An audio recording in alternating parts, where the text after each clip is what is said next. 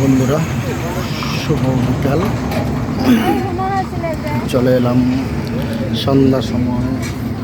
আমরা আসাম বর্তমান কোন জায়গা, এটার নাম গোসাইগাঁও ভাওরাগুড়ি। এখানে অনুষ্ঠান হতে চলেছে, দেখতে পাচ্ছেন বিরাট বড় করে অনুষ্ঠান প্যান্ডেল।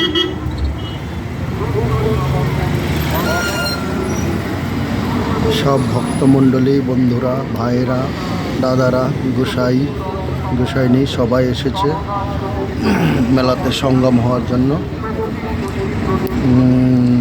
কেমন লাগছে ভিতরে তো আমি যেতে পারি নাই, কারণ গাড়ি রেখে কিভাবে যাব, তাই আমি রাস্তায় দাঁড়িয়ে আছি।